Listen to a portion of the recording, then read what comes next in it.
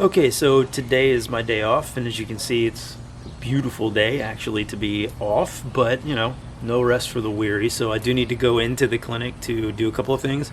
But I figured I would take this opportunity to introduce you guys to Dr. Schmidty, who is a very close personal friend of mine of over 20 years. So I guess I need to do one of those cheesy YouTube transitions, huh? Ready? Wow. Well, all right, here we are over at the clinic. Got my co-pilot right here. That's Gabriel. He's the goose to my Maverick. He goes everywhere with me. Let's go in and see what's going on. Oh, I got you out here then. I was gonna go surprise you in the clinic.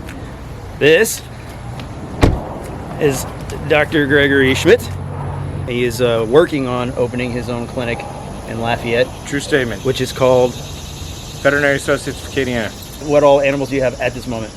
Between 10 and 20 large tortoises, 50 chickens, 3 dogs, 2 parakeets, about to have 2 more bearded dragons, 2 very large cantankerous sheep. I'm out of fingers. And a cow. Mini cow. Mini cow. That's the most important part. Yeah, mini cow. Whenever the hurricane came through, mini cow came inside. into the guest bathroom. And the single most dangerous predatory animal of all, 2 kids. 2 kids. Did you tell them how we knew each other? Prison?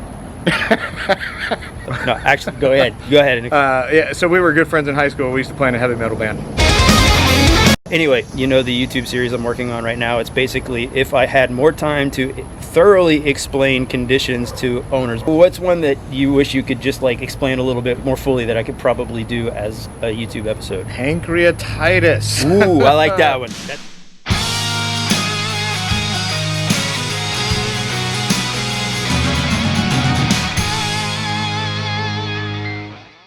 Hello everyone, Dr. Rhett here, and today we'll be discussing pancreatitis, or sometimes what I call the I love my pet to death disease. Pancreatitis can be caused by a whole slew of things. It's not what we call a primary disease, meaning it doesn't just pop up on its own. It's usually caused by something. It can be trauma, it can be cancer, it can be infectious causes.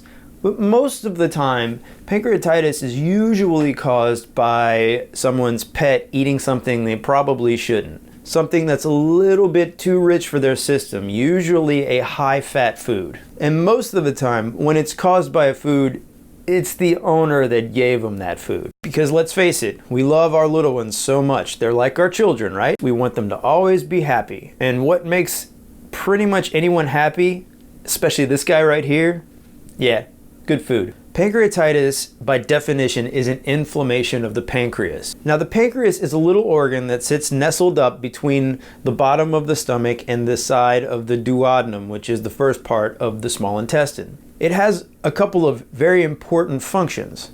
One function is to make digestive enzymes so that whenever we eat, the pancreas releases these enzymes so that we can digest them in the small intestine and absorb the nutrients that we need. The second really important job that the pancreas has is to produce and release insulin and glucagon. These chemicals are really important in maintaining proper glucose balance in the cells and in the blood. In the case of pancreatitis, the pancreas becomes inflamed. Now, in mild pancreatitis, this can sometimes be treated at home, but in severe pancreatitis, this can become a deadly disease. When a patient has pancreatitis, the main complaint that we hear whenever a patient brings their pet in is that their pet either has stopped eating, may have some vomiting, maybe some diarrhea, sometimes a very painful abdomen. Pancreatitis can be fairly easily diagnosed with clinical signs, blood work, and sometimes diagnostic imaging such as ultrasound. There is no magic bullet or remedy to cure pancreatitis. Basically, what we have to do is provide supportive care so that the body can eventually heal itself. So step number 1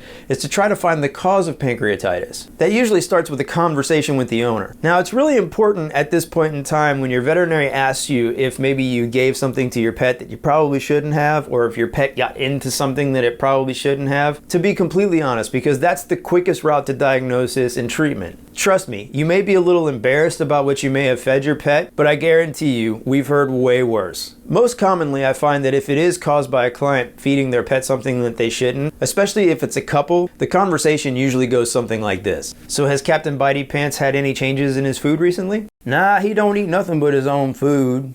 Yeah, that's right, just his own food, and then, well, he also goes and finishes the cat food whenever he's done eating. Oh, yeah, that's right. Just his own food.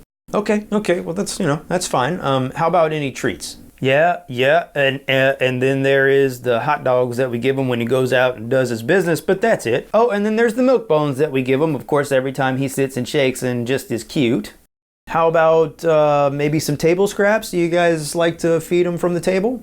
Oh, no, we definitely don't feed him any table scraps, no. Well, he is my little buddy, so of course he gets a little bit of what I get every single night. Okay.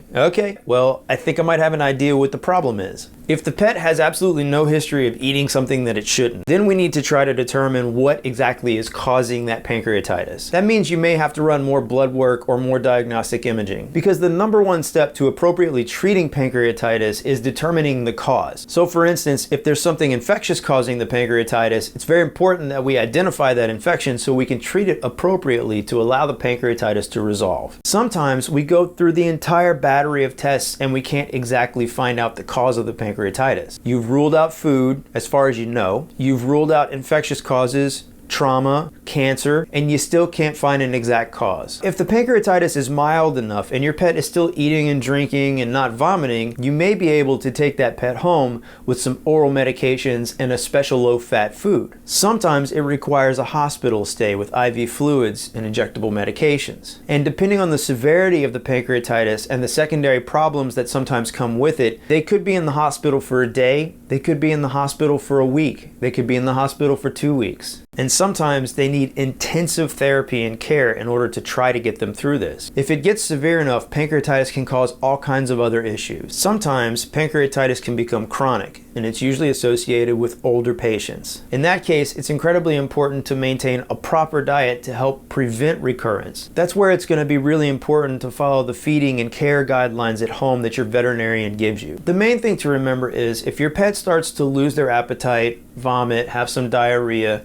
don't wait too long before bringing them to your vet, because if it is pancreatitis, it can become fatal very quickly. But if you catch it soon enough, proper treatment will help them recover very well. Lastly, if you take anything away from this video, it's that yes, we love our little furry kids and we want them to be as happy as possible, but maybe let's not give them that little piece of steak. Maybe let's not give them that hamburger from McDonald's. Let's try not to love them to death. Hope you guys liked this video. If you did, please make sure to subscribe, turn on those notifications, and share. And we'll see you next time.